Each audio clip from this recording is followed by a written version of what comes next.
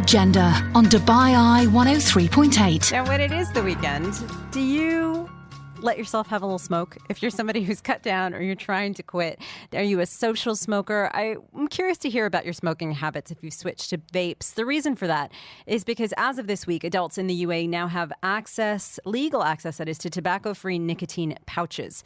That's after a new law regulating the product came into effect.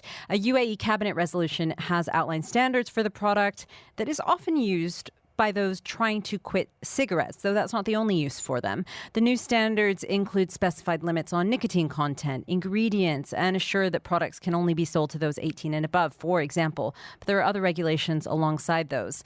If you've seen the product Zyn, this is an example of that kind of nicotine pouch. The idea is that they're more discreet than alternatives, because of course we have seen nicotine patches, nicotine gum, but they at the same time can deliver this hit of nicotine without the tobacco, without the smoke, and offering a less harmful alternative to cigarettes if you are addicted to nicotine. Do they work, though? Are they effective for those who are trying to quit? What are some of the best options out there for people making this move? Let's get the thoughts now of Dr. Mahroofa Ettuveettil, who is specialist of pulmonology at Medcare Hospital in Sharjah. Dr. Mahroofa, thanks for joining us on the show today. Okay, good morning. Thank you so much.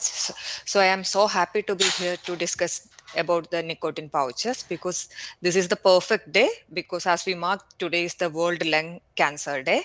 80 to 90% of the lung cancer is due to tobacco only. So when we come to the nicotine pouches, basically it is a small white tobacco-free product which is designed to deliver the nicotine through the lining of the mouth. So nowadays they have grown in popularity as alternative to smoking, vaping or chewing tobaccos. We have to know that how it is different from the traditional tobacco, that is a conventional cigarette. Unlike the other ways, it doesn't contain the tobacco leaves. It's contain the nicotine only. It's either the synthetic nicotine or it is a nicotine derived from the tobacco leaves. So it reduces the harmful effect. It's not a harmless thing. It's a harmful because it's containing nicotine. Nicotine always damages the growing brain. It affects the developing brain.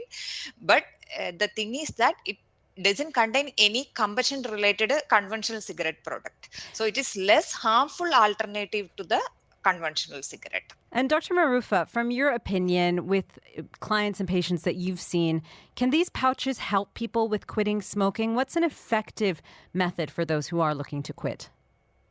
We can use it as a quitting aid, but we have lot of nicotine replacement therapy quitting aids like nicotine patches, lozenges and everything. It's already medically proven. It has got the 50 to 70% of quitting rate.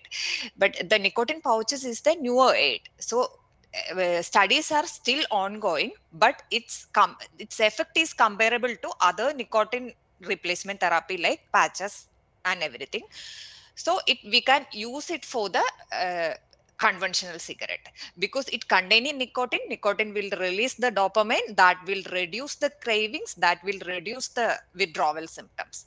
So we can give it for the as a quitting product. And what are the risks of these alternatives? So, for example, can they actually increase your dependency on nicotine, or do they have an impact on the gum where they can sit? Yeah, the problem with these nicotine pouches is the main problem is the nicotine addiction only, because nicotine is the strongest addictive substance. So when the dependency will increase with the nicotine. We can reduce the harmful effect of the combustion, carbon monoxide and smoke and everything, but there is a nicotine. So nicotine dependency will be high. The another problem with this is the gum irritation, the long-term oral problems, mucosal problems, everything is contribute the adverse effects.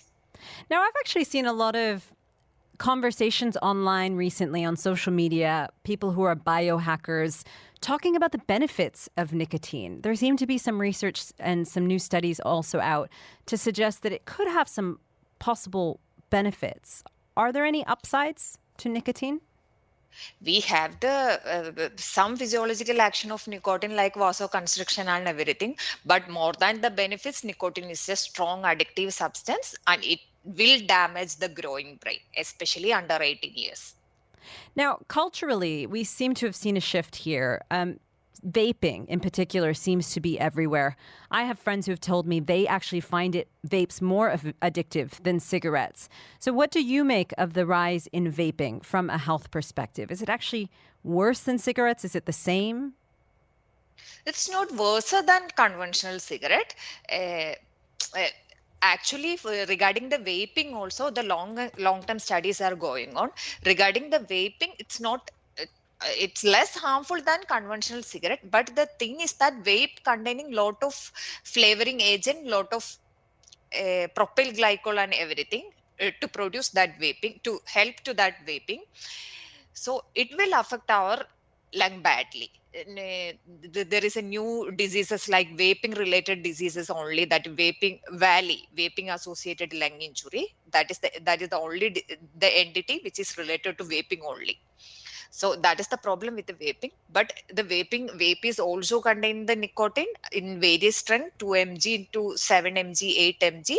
So it will also make the addiction, because nicotine is an addictive substance. Dr. Mahroofa, thank you for spending some time with us on The Agenda. For now,